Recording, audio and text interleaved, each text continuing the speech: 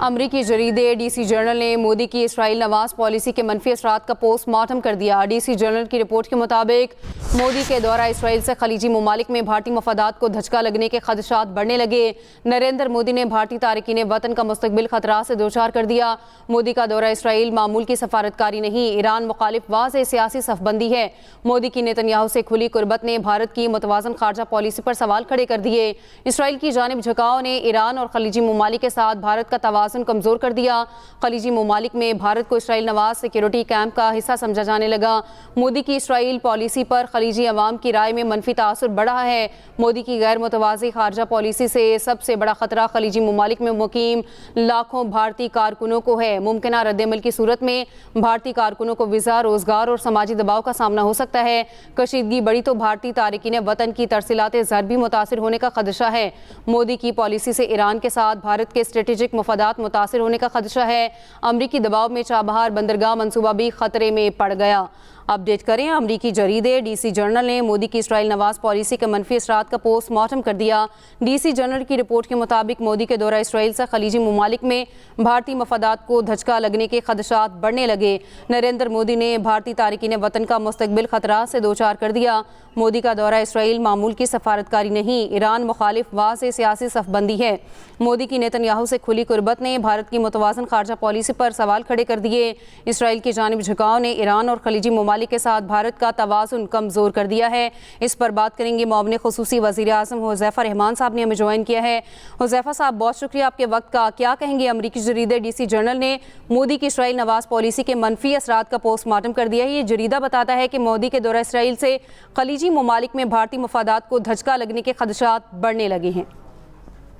ये बिल्कुल बड़ा ही ये लॉजिकल आर्टिकल है, और अगर आप इस आर्टिकल को पढ़ें तो इसका जो टोटल मतन है, खुलासा जिसे हम कह सकते हैं, वो यही है कि ईरान के जो ताल्लुकात हैं भारत के, वो हमेशा से बहुत अच्छे रहे हैं। खासतौर पे इनकलाब ईरान के बाद जो ईरान की फॉरेन पॉलिसी थी, उसका झुकाव भारत की तरफ रहा है, इसमें कोई दो राय नहीं है।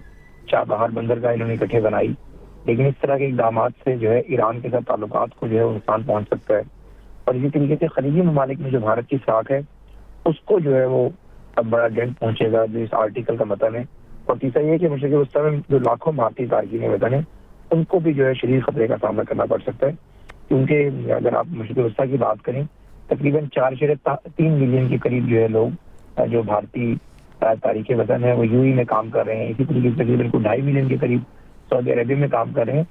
इवन के 2025 के अंदर 129 बिलियन डॉलर की जो है वो रेमिटेंसेस जो है भारत को वसूल हुई थी, और वही तारकीन वतन की वजह से वसूल हुई थी। लेकिन जो मोदी ने किया है, जंग से पहले उन्होंने इसराइल का विजिट किया, उसके बाद वहां जाकर पार्लियामेंट से खिताब किया, और इवन के जंग के दौरान भी जो नेतन्याहू से उनकी बात हुई, उसको उन्होंने पब्लिक किया। उससे जाहिर है भारत को जो है शदीद नुकसान पहुंचेगा। और जाहिर है मशरिक़ वस्ता के अंदर जो ममालिक इस जंग से मुतासिर हो रहे हैं, वो भी जाहिर है इसराइल के हवाले से अपना एक्सट्रीम नुक्ते नजर रखते हैं। और भारत जो क्लेम करता था कि हमारी फॉरेन पॉलिसी जो है उसके अंदर मशरिक़ वस्ता भी मौजूद है, उसके अंदर इसराइल भी मौजूद है, इवन कि ईरान भी मौजूद है, और ईरान के साथ भारत की जो तजारती मुआहदे हों या तेल की डील्स हों, उन सबको जो है ज़ाहिर है नरेंद्र मोदी की जो एक सोच है उससे शदीद झटका पहुंचेगा। और अगर आप ये देखें तो भारतीयों को जो है जो सबसे ज्यादा फायदा पहुंचता था मशरिक़ वस्ता में, वो लेबर का पहुंचता था। यानी भारतीय बहुत बड़ी तादाद में लेबर प्रोवाइड कर रहे थे।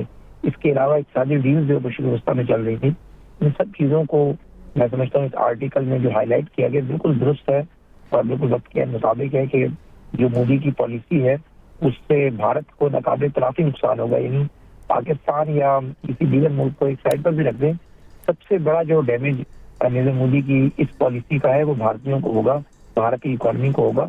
और मेरे ख्याल से भारतीयों में इसका अदराक भी है, और आने वाले चंद दिनों में मज़ीद अदराक होगा कि किस तरीके से जो भारत अपनी बैलेंस फॉरेन पॉलिसी की वजह से पहचाना जाता था, लेकिन नरेंद्र मोदी के इस जारहाना इक़दाम की वजह से जिस तरीके से उसने खुले तरीके से जो है नेतन्याहू की तरफ का झुकाव किया, और इस पूरी वॉर के दौरान ईरान की सुप्रीम लीडरशिप से ना ही कोई भारत का कॉन्टेक्ट हुआ, ना ही भारत जैसे कोई स्टेटमेंट आया, तो ज़ाहिर इसकी हैवी कॉस्ट जो है वो भारत की आवाम पे करेगी।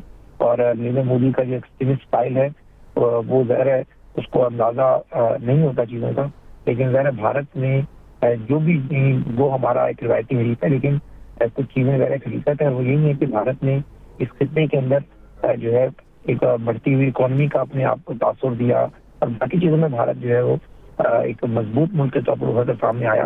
लेकिन नरेंद्र मोदी की जो पॉलिसीज हैं, चाहे वो वहाँ पर अकलियतों के हवाले से हों, चाहे अब ये वाली पॉलिसीज हों, इससे भारत को जो है इरिपेरेबल लॉस होगा। जी सही। सर ये भी कहिएगा, शदीद नुकसान पहुंचेगा जिस तरह से आप बात कर रहे हैं, ये भारत की जो पॉलिसी है सिर्फ सिक्योरिटी मफादात के तहत है या इसके पीछे क्या समझते हैं कोई सियासी मकासद भी हैं? जी मुझे ये लगता है, जो मेरा अगर आप नजर समझेंगे, क्योंकि पाकिस्तान ने जिस तरह ऑपरेशन बनानुल मनसूख में मार्का 9 मई में जिस तरीके से भारत को शिकस्त फाश से दो चार किया, नरेंद्र मोदी अब खुलकर तो हमारे सामने नहीं आकर लड़ सकता।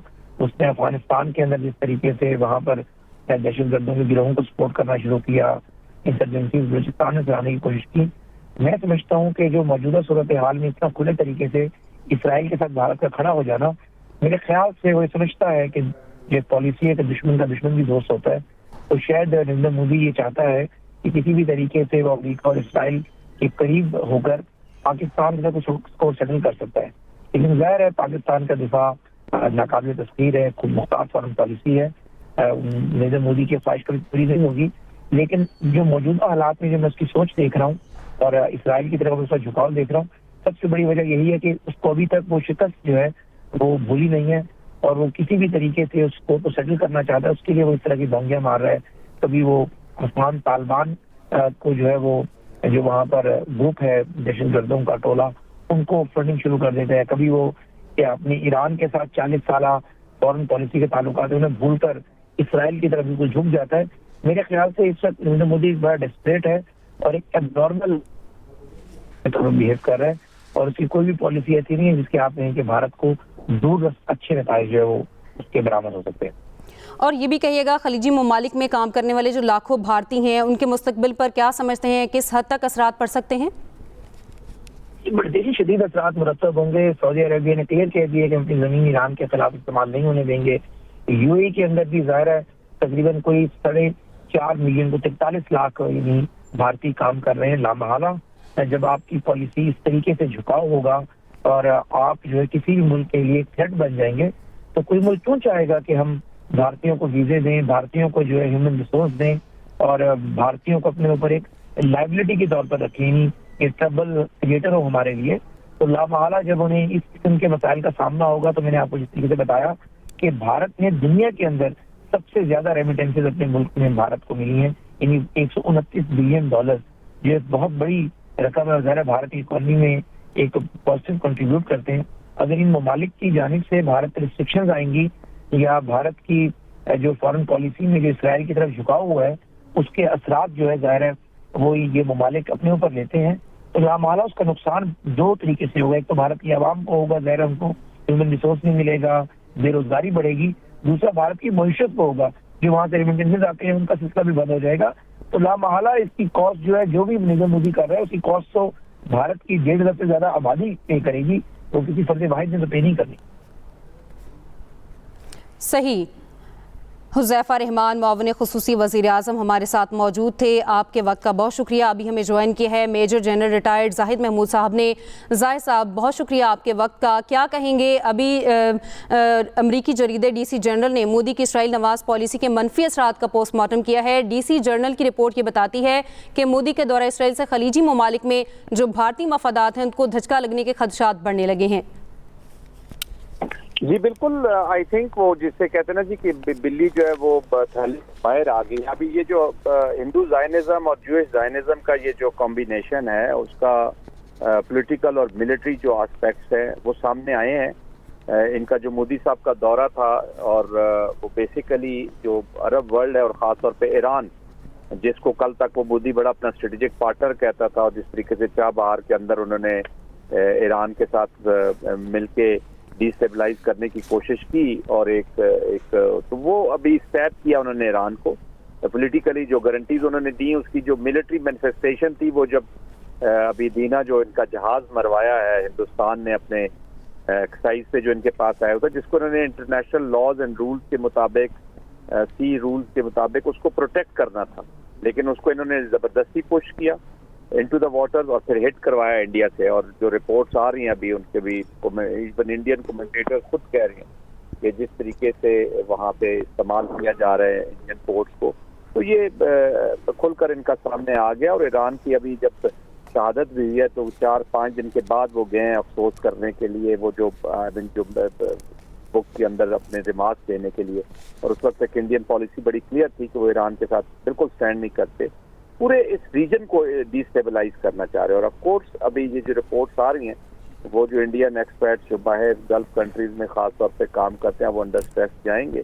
एंड ऑफ कोर्स जो इनका भयानक चेहरा है, ये हिंदुत्व से लुत्फा वो चेहरा अब दुनिया के सामने आ गया है।